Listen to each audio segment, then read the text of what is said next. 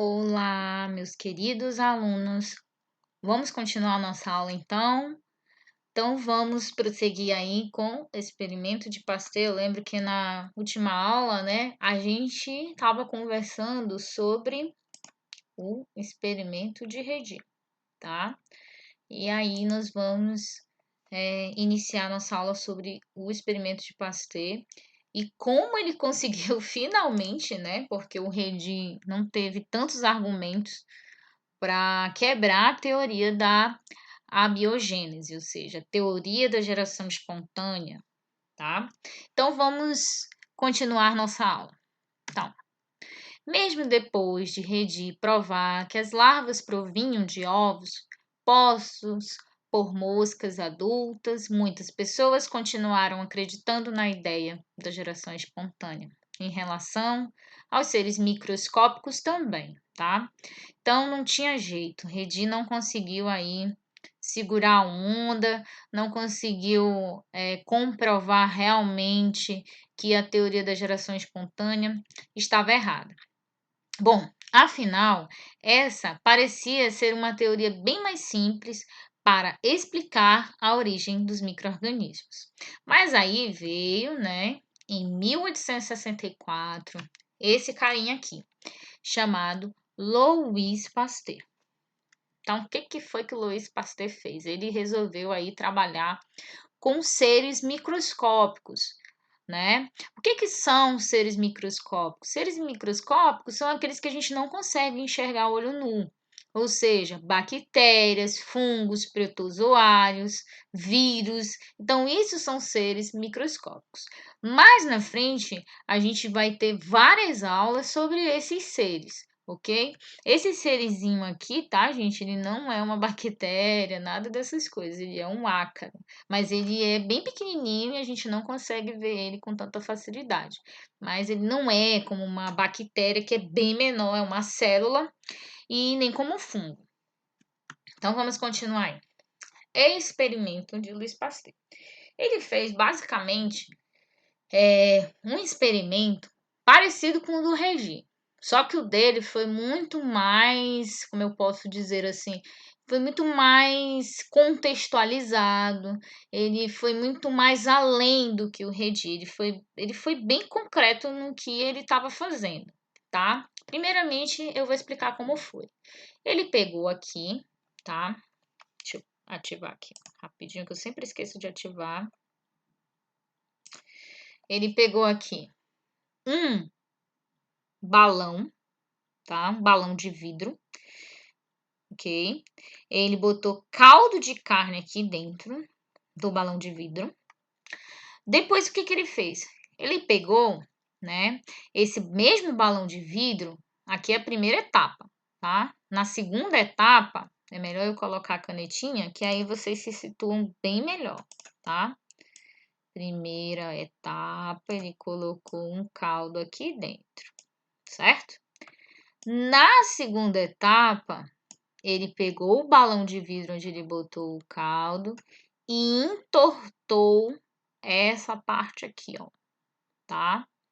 Ele meio que formou tipo um bico assim, tá? Ele formou um bico. E aí ele esquentou aqui, né, com fogo. Para ele deixar o vidro maleável, ele teve que queimar esse vidro e aí entortar esse balão. Depois, em seguida, o que ele fez?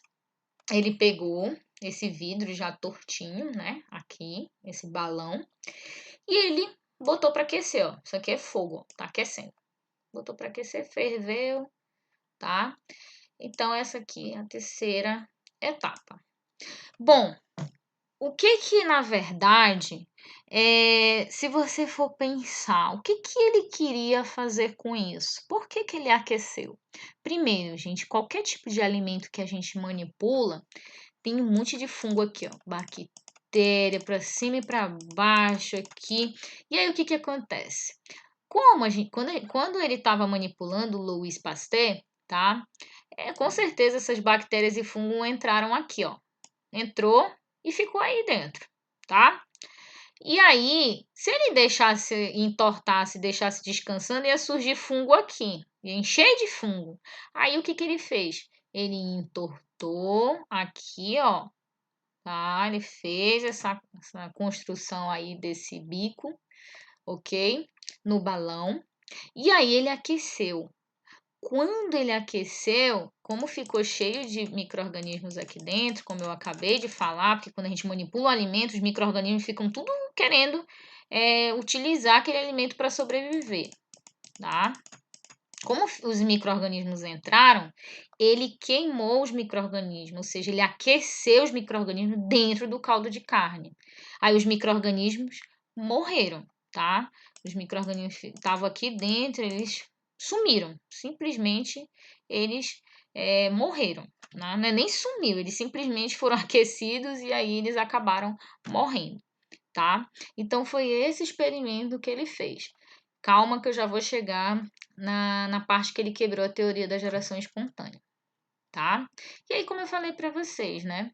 Ele aqueceu, os que estavam aqui dentro morriam, ok? Não tinha mais como eles sobreviverem, porque ele colocou no fogo, aqui eu vou desenhar um foguinho aqui, ó.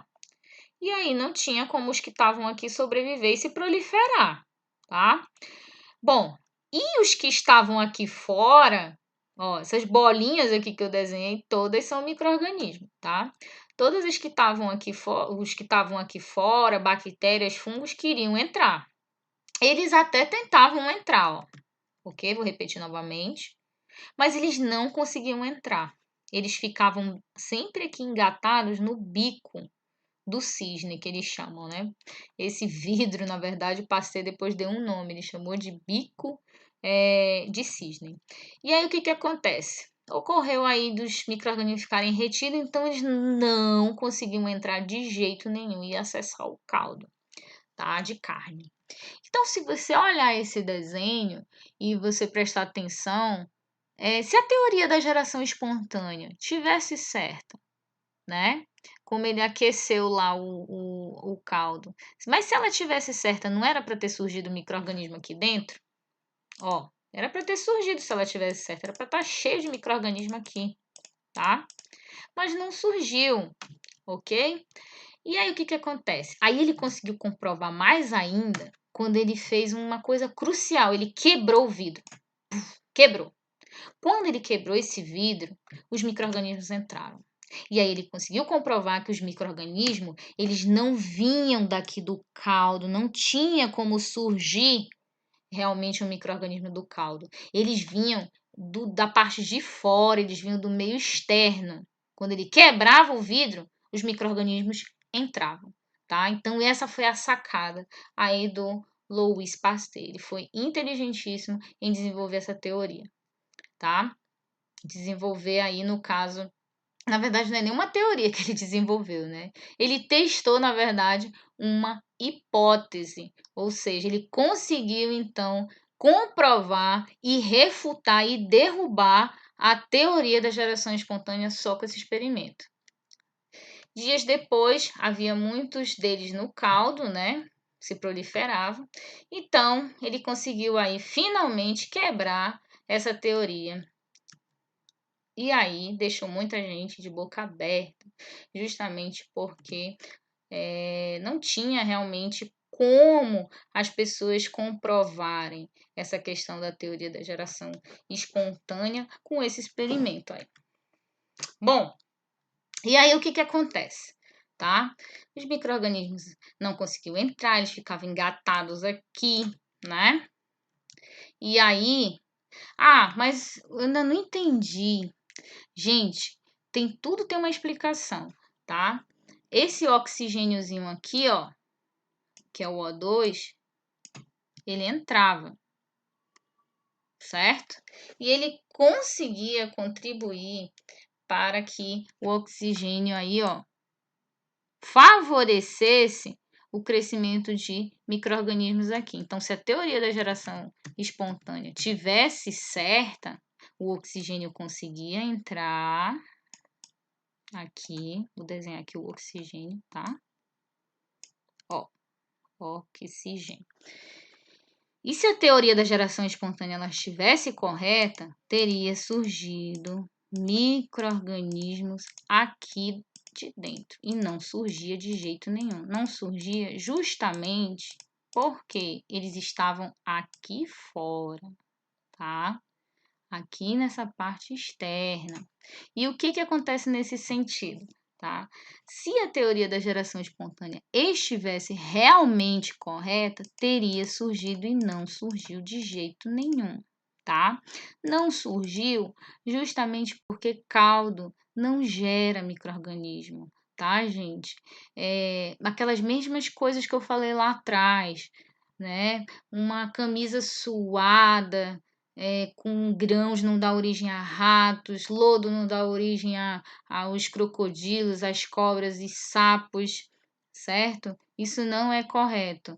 Um ser inanimado, algo inanimado, não vai originar um fungo. As pessoas acreditavam, por exemplo, que quando um pão ficava todo cheio de bolor, cheio de fungos, é porque o pão dava origem aos fungos, e isso não é verdade, tá? Então, eu espero que vocês tenham gostado da aula, apesar de ela ter sido longa, né? E foi mais ou menos isso. Na próxima aula, a gente vai conversar sobre conservação dos alimentos e o que o Pasteur, na verdade, contribuiu para isso. Um abraço para vocês, bons estudos!